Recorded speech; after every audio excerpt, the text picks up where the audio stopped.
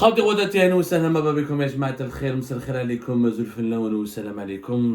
que vous allez bien parce que je ne me porte pas bien. Je vous le dis en toute sincérité.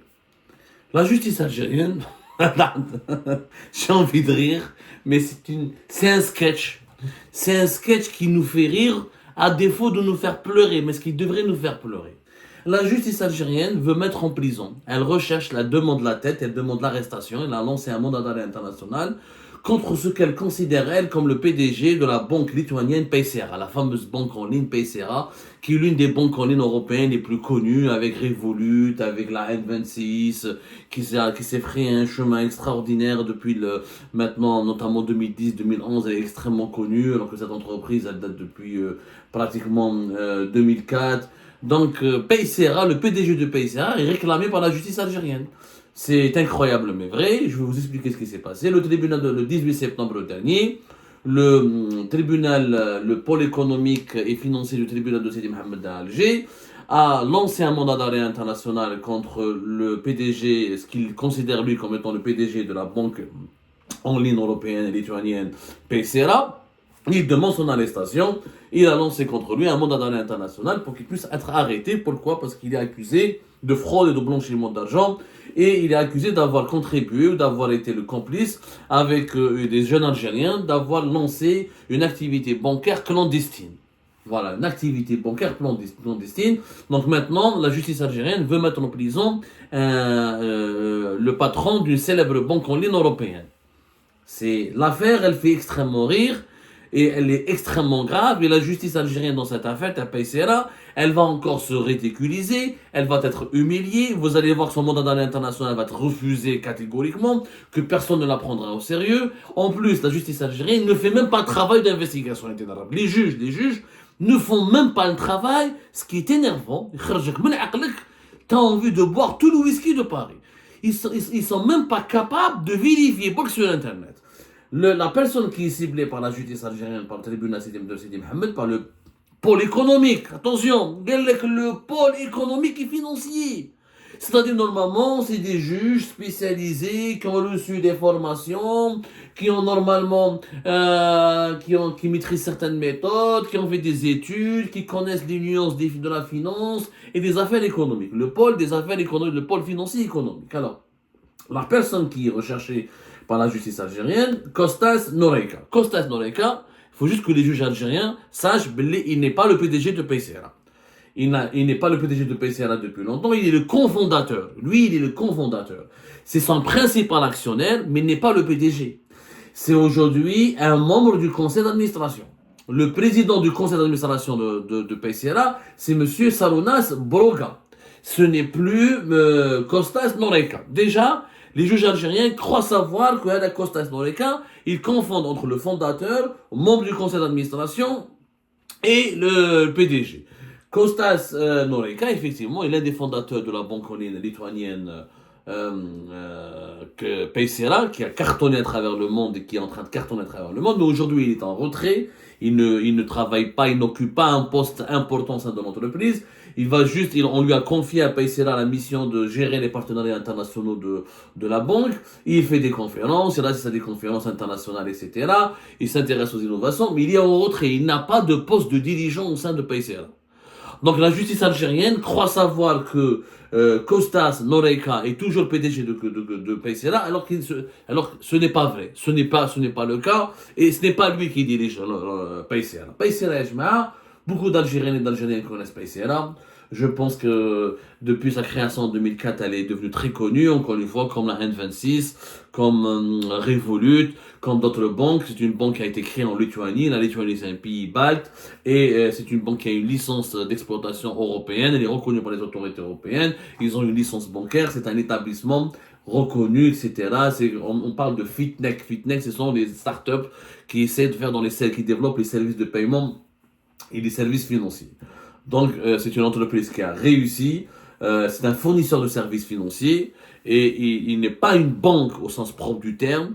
La différence, encore une fois, et ça les juges algériens n'arrivent pas à la comprendre, la banque au sens propre du terme, parce qu'il y a plusieurs licences. Il y a des licences bancaires classiques, il y a des licences d'opérateurs de services financiers, et des licences d'opérateurs ou un opérateur de paiement, de services de paiement. La banque, c'est quand la véritable banque, c'est quand elle te prête de l'argent. Une banque elle est considérée comme une banque à part entière lorsqu'elle peut te prêter de l'argent avec des taux d'intérêt. Ouvrir un compte bancaire dans un établissement financier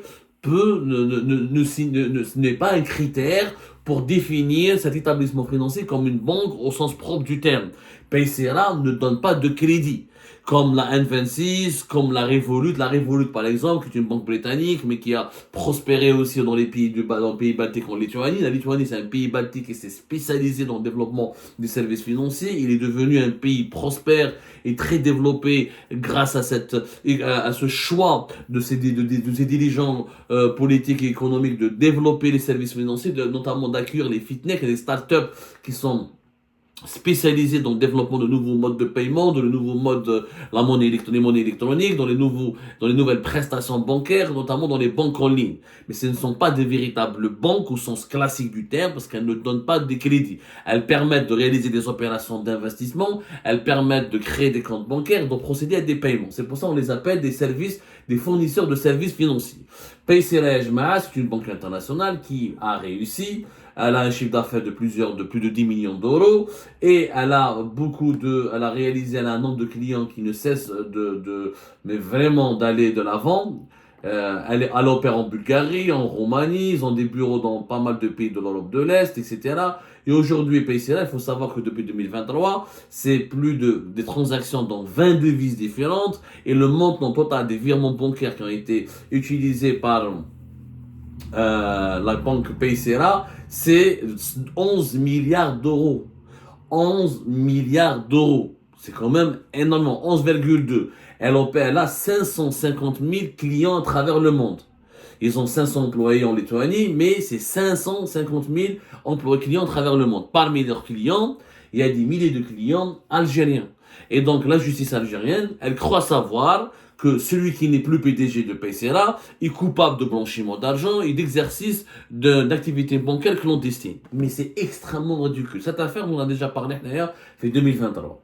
روحوا شوفوا لي لايف اللي درناهم هنا في 2023 على l'affaire تاع PaySera. C'était وقتاش يا ربي العالمين؟ C'était نعطيكم la date exacte, c'était fin février 2023. Fin février 2023, des jeunes Algériens qui dirigeaient un centre d'appel qui s'appelle OG Solutions, qui est basé à Alger, qui a été créé depuis 2016, ont réussi donc à obtenir et travailler avec la banque PaySera. Sauf que ils étaient en tant que centre d'appel, ils faisaient de la prestation de service pour PaySera. C'est-à-dire que PaySera les payait à recourir à leurs services pour diriger ou pour gérer certaines prestations liées au service de gestion de clientèle de PaySera, comme tous les centres d'appel. On a expliqué cette affaire qui est ridicule, mais c'est vraiment une honte absolue cette affaire. Une honte absolue pour l'Algérie. Tant que nous avons des juges et des dirigeants politiques totalement idiots. On a fait 3 émissions en 26 février 2023, le 3 mars 2023, parce que le 3 mars, on a même expliqué que PaySera a répondu aux autorités algériennes. Et on a refait notre émission le 7 mars 2023. D'ailleurs, la dernière émission sur cette affaire, on l'a appelé le scandale qui révèle la pure folie des dirigeants algériens. Pourquoi c'est la pure folie? Parce qu'on accuse PaySera de développer une activité clandestine. C'est-à-dire que PaySera travaille maintenant elle a des clients originaires de 180 pays.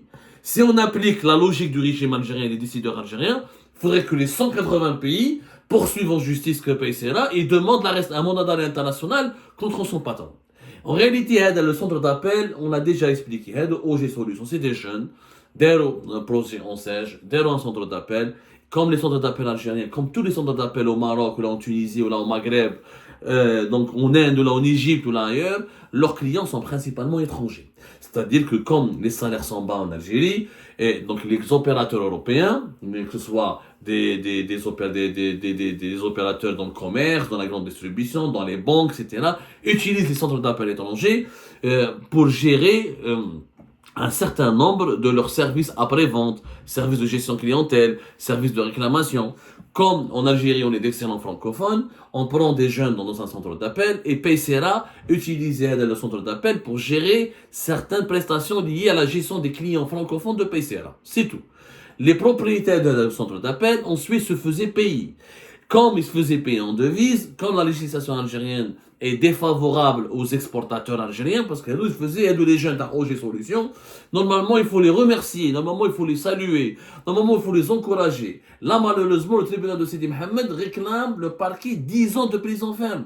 Vous vous rendez compte, on veut les condamner à 10 ans de prison ferme, alors qu'ils étaient un centre d'appel qui travaillait avec une banque européenne de plus en plus connue, de plus en plus qui cartonne et qui faisait de l'exportation de services. Parce que Heda OG Solutions, au lieu de se faire payer, leur seule erreur, c'est qu'ils touchaient des devises non déclarées depuis Paysera et qu'ils facturaient pas totalement, en toute transparence, leurs transactions avec Paysera auprès du fisc algérien. Pourquoi? Parce que les exportateurs en Algérie, quand tu exportes un produit, que ce soit un produit matériel ou un service, tu ne peux pas récupérer toutes tes devises. La loi algérienne, elle te dit que quand tu exportes un produit, tu touches uniquement 50% en devises, dans un compte en devises que tu n'es pas libre d'utiliser. Pour utiliser les devises tes propres devises qui proviennent d'une activité d'exportation, tu dois ensuite justifier leur utilisation.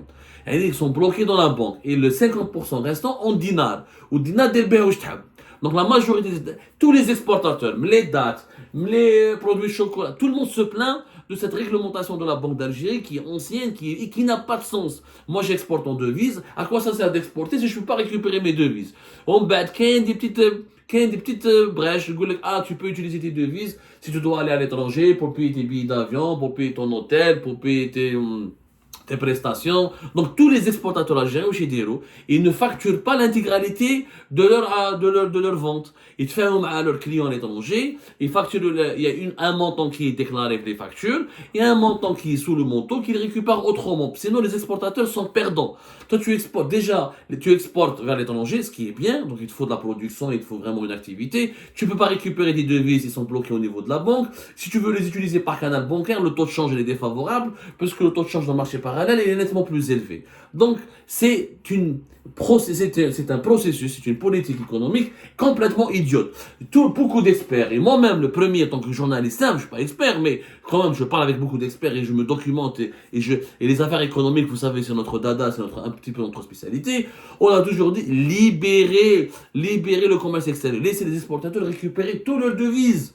À partir du moment où ils récupèrent toutes leurs devises, ils vont réutiliser leurs devises pour leur activité ou là pour leurs besoins personnels, ça permet aux Algériens et aux Algériens de booster les exportations et ça permet de créer une activité économique et d'enrichir ces opérateurs économiques qui vont ensuite investir et développer leurs entreprises et créer des emplois. Cette méthode, cette politique, elle est nulle. Donc OG Solutions, les devises qu'ils avaient dans Paysera, qu'ils mettent dans un compte Paysera qu'ils ne déclaraient pas, ou qu'ils يعاودوا les devises مع des Algériens. يعني des Algériens يروحوا لهم انا ولا غير حبيت نشريها عندي un compte هاك dinar, tu me fais toi un virement de Paysera vers un autre compte Paysera. Il y a des milliers d'Algériens qui ont des comptes Paysera. Des milliers. On n'a pas le chiffre exact. Parce que la banque Paysera, peut-être elle devrait, d'ailleurs je pense, on va lui écrire, on va essayer d'entrer en contact avec eux et leur demander un entretien pour qu'ils nous donnent les chiffres de leurs clients algériens. Paysera, contrairement à N26 et à d'autres banques, c'est l'une des rares banques en ligne européenne qui permet à des ressortissants des pays africains, arabes ou hors Union européenne d'avoir facilement un compte bancaire en devise. Pour alimenter ce compte bancaire en devise, comme c'est une banque en ligne, il faut des virements. Donc les Algériens, ils payent à une autre personne qui a ou tu payes quelqu'un qui a un compte étranger à l'étranger, ou tu payes un autre Algérien qui a un compte sur Paysera, lui te fait le virement, toi tu lui donnes en dinar. C'est le business. C'est un business, je crois qu'il y a le marché parallèle des devises.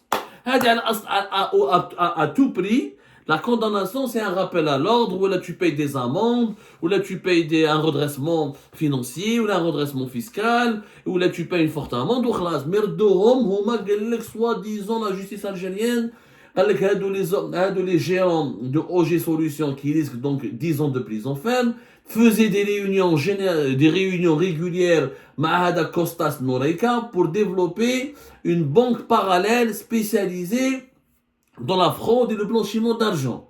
Mais soyons sérieux. Le PCRA travaille elle a des clients originaires de 180 pays à travers le monde. Elle est comme les chiffres, plus de 11 milliards de dollars de virements. Vous pensez que PCRA elle a besoin réellement de l'Algérie, uniquement de l'Algérie pour s'enrichir, pour faire de la fraude? Il y a les juges algériens. Il y a Nes. T'as envie de les insulter, mais comme je suis bien élevé, allez-y lire, demandez aux autorités lituaniennes, au lieu de lancer des mandats d'arrêt internationaux qui seront totalement invalidés et balayés d'un revers de la main. PCRA, elle est obligée de respecter certaines réglementations. Elle a une licence, c'est un établissement de monnaie électronique agréé par les autorités lituaniennes. Les autorités lituaniennes, c'est un pays qui est membre de l'Union européenne. Donc, il doit de respecter les lois de l'Union européenne, qui sont très strictes concernant le blanchiment d'argent et le financement des organisations criminelles. Il faut savoir que qu'il y a des réglementations internationales telles que les règles de lutte contre le blanchiment d'argent. PCRA, elle a une charte, elle a un service interne, elle a une équipe spécialisée et PCRA demande régulièrement ou elle bloque l'accès à certains comptes bancaires quand il y a des virements suspects ou etc. Ils sont identifiés, on demande des explications, on demande des justificatifs. Des fois, certains comptes sont fermés, des fois les fonds sont gelés. D'ailleurs, pas mal d'Algériennes et d'Algériens ont des fonds qui sont gelés avec des banques en ligne étrangères parce qu'ils n'arrivent pas à justifier la provenance de leur devise. Des fois, l'accès au compte est restreint. Quand il y a donc des procédures, quand il y a un process qui est bien mis en place par PCRA conformément à ce que la loi européenne et lituanienne leur exige.